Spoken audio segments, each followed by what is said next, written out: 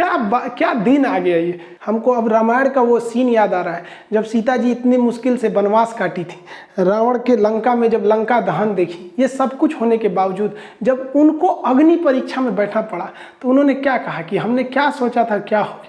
उन्होंने कहा कि अब हमको इस धरती से चले जाना चाहिए और धरती में समा गए। आज बाकी आप लोग क्या कहते हैं कि हमें छोड़ देना चाहिए या नहीं छोड़ देना चाहिए, आप अपनी राय कमेंट में बताएंगे कि हमने क्या गलती किया, क्या हिंदुस्तान के लिए बोलना गलत है। आज हमको भी लग रहा है कि अब बहुत जल्दी हमको भी अब यूट्यूब से अलविदा कह देना चाहिए, क्योंकि एटलीस्ट इस दिन के लिए तो हम यूट्यूब पे आए ही नहीं थे। हम एक नॉर्मल टीचर थे, लॉकडाउन हो गया था तो क्या करते, कैसे पढ़ाते, तो एप्लीकेशन पे पढ़ाते, यहाँ भी पढ़ाते। अब लगता है कि अगर ये सही कंट्रोवर्सी चलते रहा तो वो लोग भी खुश हो जाएंगे, उनको भी लगेगा जीत उनकी हो गई। लेकिन क्या कहेंगे भारत माँ, आज हमको ये लोग ना हिंदू मुसलमान बना दिया। आप इन लोग को सद्बुद्धि दीजिए कि हम सब आपके संतान हैं, हिंदुस्तानी बन के रहें। इन लोगों ने क्या कर दिया, आज हमको ये बताना पड़ रहा है कि हमारा नाम क्या है। बहुत दूसरा विवाद, हमने यहाँ की पार्टी जो थी तहरीके लब्बैक, वो सब जो थे सब उनको बोला था कि भैया 18-19 तो पैदा हो गए तो क्या होगा। आपने कहाँ सुन लिया कि हमने मुसलमानों को बोला, हमने पाकिस्तानियों को बोला, हम वो जो पार्टी वाले उपद्रव फैला रहे थे उनको बोला था यहाँ पर। और वहाँ का ये कल्चर है, इमरान खान की खुद की 3-3 पत्नियां, हम भारत में नहीं कर रहे हैं, आपको गूगल करके दिखा देते हैं। हमने गूगल पे लिखा था हाउ मेनी चिल्ड्रन यूएई के राजा के कितने बच्चे, 30 बच्चे दिखा दिए यहाँ पे, आप भी गूगल पे सर्च कर लो। हमने बोला how many children Saudi Arab king, 13 ठो। हम ये थोड़ी करें कि हिंदुस्तान में पढ़ाई के दौरान कभी कोई टॉपिक आएगा तो उसको बताएंगे। अब आप कहो कि ये, अब ऐसा थोड़ी होगा कि हम आएंगे कहेंगे चल मुसलमान को बदनाम किए बहुत ज़्यादा नहीं हुआ, आज बदनाम कर देते हैं, चलो बदनाम कर देते हैं। ऐसा होगा क्या? नहीं होगा। आप 10 सेकंड का वीडियो देख रहे हैं, पूरा देख लो।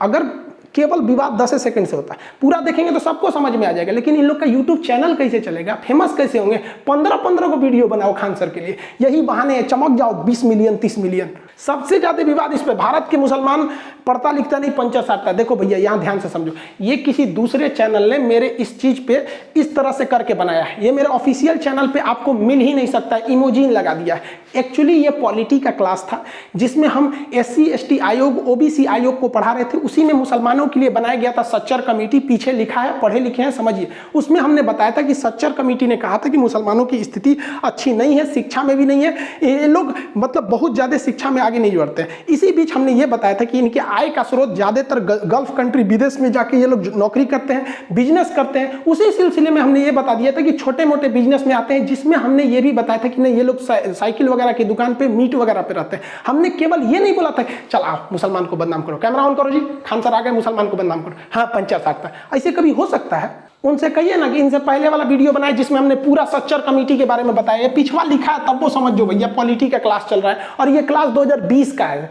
अक्टूबर 2020 उसमें ये क्लास चला होगा। यहाँ पर एक और लोग कह रहे हैं कि हमने मक्का मदीना के बारे में गलत बताया। देखिए इजराइल का टॉपिक था जिसमें हम ये बता रहे थे कि जो अल-अक्सा मस्जिद है वो तीसरी सबसे मतलब पाक जगह है, जिसमें आपका काबा मदीना, जिसमें हम ये बताए थे कि मक्का, ताकि आम आदमी समझ सके। कुछ करा कि गलत जानकारी, भैया हम मक्का मदीना टॉपिक नहीं समझा रहे थे। सबको पता है बैतुल मुकद्दस क्या चीज है, आबे जमजम क्या है, तवाफ कहाँ किया जाता है, उम्रा कहाँ किया जाता है, मदीना क्या है, मस्जिद अल-अक्सा कहाँ पर है, कहाँ पे, ये सबको पता है। जब वो टॉपिक आएगी तब बताएंगे।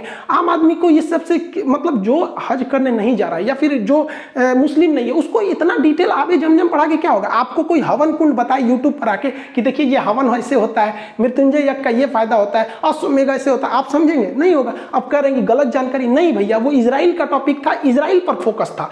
यहाँ पे बस इसलिए इसे लाए थे कि ताकि ये दिखा सके हम। इस जहाज वाले के लिए बड़ी फेमस कर रहा है सबकी, सुरेश ने जहाज उड़ाया, अब्दुल ने उड़ाया। कहानी पूरा समझिए। ये टॉपिक आया था जब हम नेपाल पढ़ा रहे थे। नेपाल को बताया कि हिमालय वाला जगह है, यहाँ लुकला एयरपोर्ट बहुत खतरनाक है, त्रिभुवन एयरपोर्ट जो काठमांडू का है वो सेफ है। इसी में हम प्लेन हाईजैक के बारे में बताया कि यहाँ से 1999 में हमारी भारत का एयर इंडिया IC-814, ये IC-814 1999 में हाईजैक कर लिया गया था। और इसे हाईजैक करके ये दिल्ली आना था, लेकिन इसे अमृतसर लैंड कराया गया। फ्यूल भर के, इसमें फ्यूल नहीं मिला वहां से, तो फिर लाहौर ले गया, वहां से फ्यूल भर के दुबई ले गया, दुबई से फिर कंधार ले गया। और हमारे बहुत से मासूमों को वहां 6 दिन तक बंधक बनाया गया। रिपन कतियाल जो हनीमून मनाने जा रहा था, अपनी शादी की नई शुरुआत था, उसको सीने में चाकू घोंप के मार दिया इन टेररिस्टों ने। हम वही बता रहे थे जिसमें सबसे फेमस नाम मौलाना मसूद अजहर था। आप बताओ भैया, ये कहानी तो तूने बताई नहीं। ऐसे थोड़ी हो गए, खान सर आए, कैमरा चालू कर, बोलो जहाज उड़ा दिया। भैया इनका नाम हम क्या रख दे?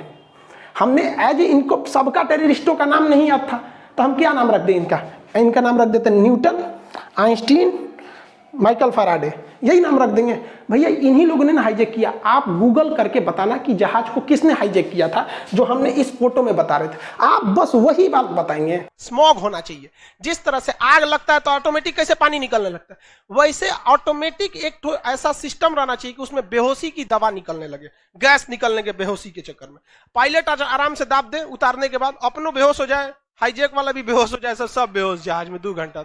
कमांडो आएंगे, सब खोल खाल के लेके चल जाएंगे, सब उठाएंगे से इंडियन आर्मी के कमांडो। चलिए अब्दुल भाई चलिए। सुरेश जहाज उड़ाया, अब्दुल ने जहाज उड़ाया, भड़काया। जैसे अब्दुल कलाम पर सबको फक्र होता है ना, लेकिन अजमल कसाब का सबका सर नीचे झुक जाता है, वैसे ही इन लोगों के वजह से भी ऐसा ही होता है। हम कौन सा चाह रहे हैं, किसी को आतंकवादी बनाना थोड़ी चाह रहे हैं। हम भी तो यही कर रहे हैं कि कोई अब्दुल कलाम बने ना बने, लेकिन कोई अजमल कसाब ना बने। हाँ, ये बात जरूर है कि हम अपने वीडियो में पाकिस्तान को कुछ ज्यादा ही धो देते हैं। आप बताइए ना, जिसने हमारा POK ले लिया, जिसने ताज होटल में बम ब्लास्ट करके चल गया, हम उनकी इज्जत करेंगे। हमने वीडियो में बताया था पाकिस्तान की औकात, उसकी नक्शा की तुलना कुत्ता से कर दिया था। इवन गूगल पे भी यही वाला सीन दिखाएगा। हम बोल दिए थे इनका मेकअप कर दिए थे, बोलते थे पाकिस्तान के रहने वाले को आतंकवादी बोलते हैं। हम बोलते थे पाकिस्तान आतंकवादी सप्लाई कर सकता है, इसको हम चीन का रखेल बोल देते हैं, कभी कभी इसको बवासीर बोल देते हैं। हम क्या करेंगे, बड़ा बुढ़ौती में 3 को बियाह करेगा तो क्या कर देगी, बहुत शरीफ है, बाल ब्रह्मचारी है। हम तो ये 3 को बियाह किया। अब भाई तुम्हारे देश का मैटर है, तुम 3 की जगह 300 कर लो, हमको क्या मतलब है। मेन विवाद यहां से नहीं शुरू हुआ, वो हुआ इजराइल फिलिस्तीन के कॉन्फ्लिक्ट पे। कुछ लोगों का ये सोचना था कि हम खुला समर्थन कर दे इजराइल का, कुछ लोग ये सोच रहे थे खुला समर्थन कर दे फिलिस्तीन का। ऐसा हुआ ही नहीं, बल्कि हमने क्या किया, जो एक बैलेंस तरीका था, जो भारत सरकार का अप्रोच था, उसने बताया, जिसमें हमने सबके वीडियो क्लिप भी दिखाई कि भारत सरकार का क्या कहना है, हमारे राजदूत का क्या कहना है, अटल बिहारी वाजपेयी का क्या कहना है, सब यही हुआ। तो कुछ लोगों को लग गया कि हम फिलिस्तीन का साथ दिए हैं, तो ऐसे हमको फिदायदीन घोषित कर दिया कि मतलब हम देखो राइफल उफल देख के हमको फिलिस्तीन का, हमास का आतंकवादी दिखा दिया, मियां खलीफा ऊपर के साथ। और ये सब भाई साहब ये भड़क गए। इनका कहना है कि हमने क्यों फिलिस्तीन का साथ दिया। भाई साहब इनका कहना है कि तुमने फिलिस्तीन का साथ क्यों दिया। अब मुसलमान लोग जो ट्वीट कर रहे हैं, उनका कहना है कि तुमने फिलिस्तीन का, ये कह रहे हैं कि फिलिस्तीन का साथ क्यों दिया, और कह रहे हैं कि फिलिस्तीन का साथ क्यों नहीं दिए। भैया ये आपस में है, आप उसको गौर से सुनिए। हमने जो ऑथेंटिक चीज थी वही बताया है। किसके हिसाब से आप चलेंगे, ये देखिए ऋषभ मिश्रा जी कर रहे हैं, Khan sir love you a lot, कोई कितना भी बदनाम कर दे अपने आप को, वैसे ही रखना, हम आपके साथ हैं। मुझे तो इंडियन गवर्नमेंट पे डाउट हो रहा है। भाई साहब इनको इंडियन गवर्नमेंट पे डाउट हो रहा है, क्योंकि गवर्नमेंट के खिलाफ आप भी बोले थे। डॉक्टर कफील के साथ क्या हुआ याद है। अब बताओ भाई, इनका एक अलग ही विचारधारा। इनको सुनिए ध्यान से, इनका सुनिए। वीवी राजीव जी हैं, कह रहे Khan ji you are always criticising BJP.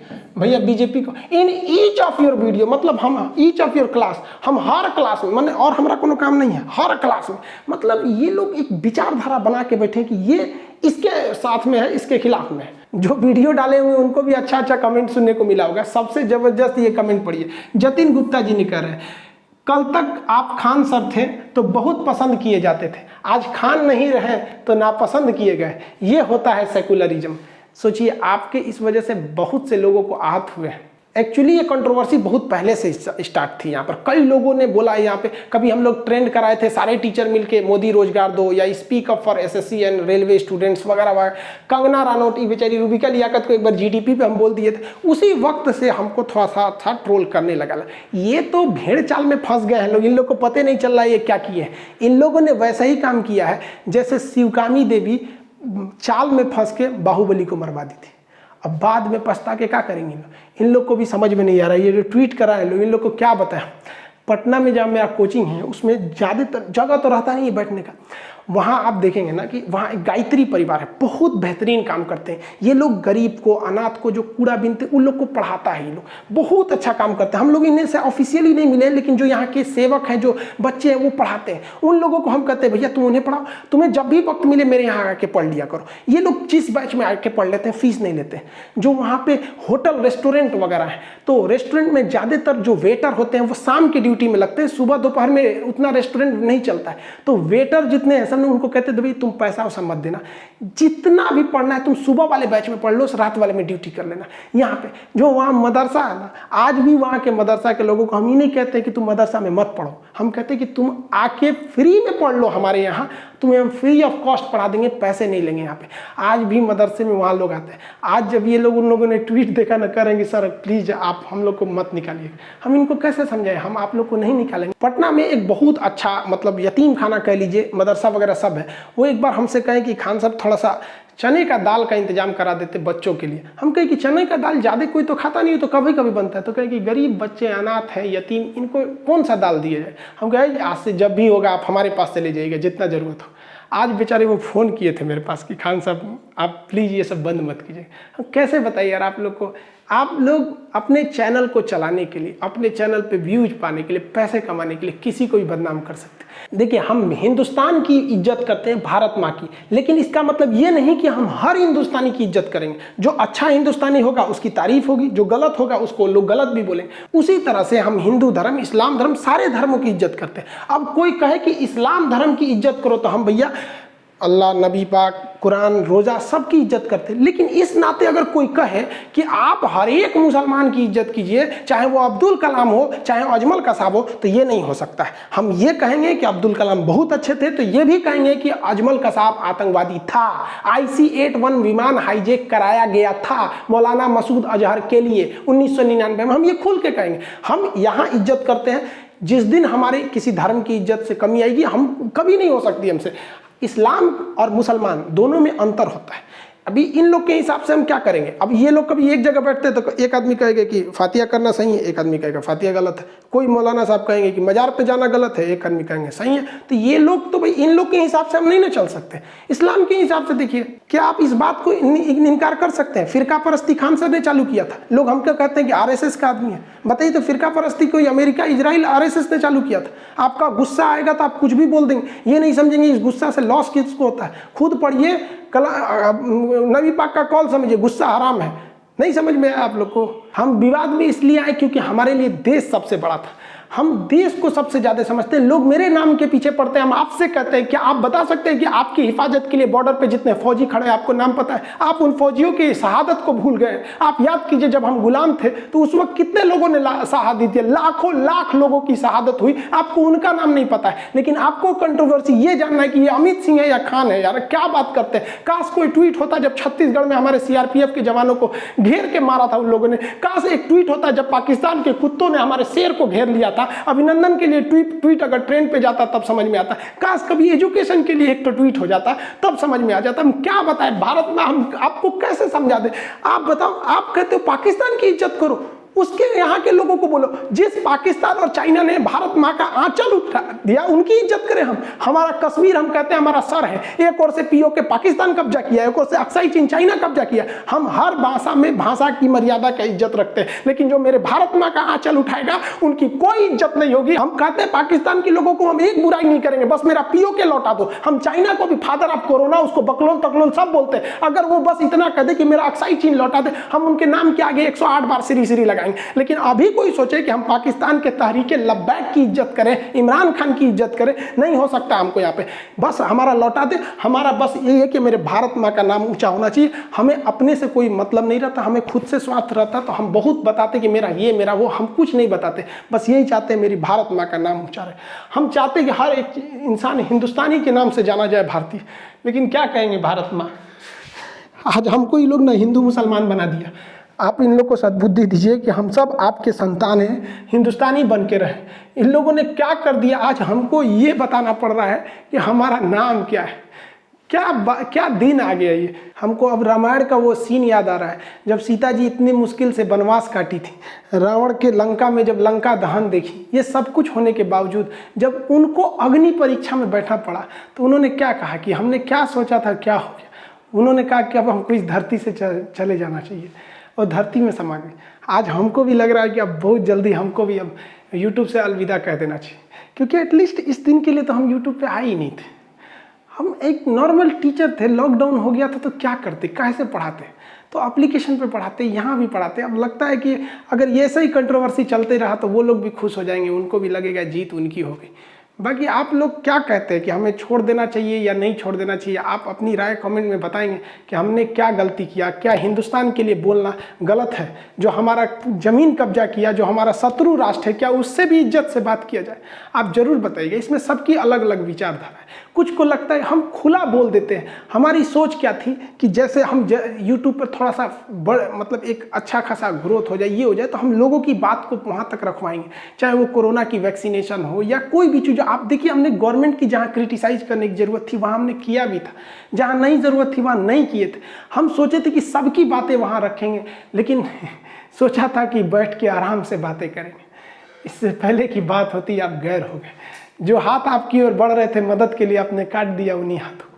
लेकिन हमें कहते हैं ना कि ऐसे लोग बहुत कम है। ये लोग भेड़ चाल में फंस गए, इन्हें पता भी नहीं है कि इन्होंने ट्रेंड ही नहीं कराया, ट्रेंड कोई और करा रहा है, और ये लोग भेड़ चाल में फंस गए। सबकी अलग अलग विचारें हैं यहाँ पर। बाकी जो साथ हैं, आप बताइएगा कि हमें यूट्यूब छोड़ देना चाहिए या नहीं? इतना बड़ा परिवार, मतलब अजीब सा लगता है। लेकिन आप कहेंगे तो छोड़, अब क्या कहेंगे?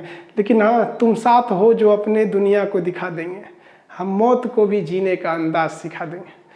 अब पता नहीं कौन सा वीडियो अब आखिरी हो जाए। मिलेंगे नेक्स्ट। जय हिंद।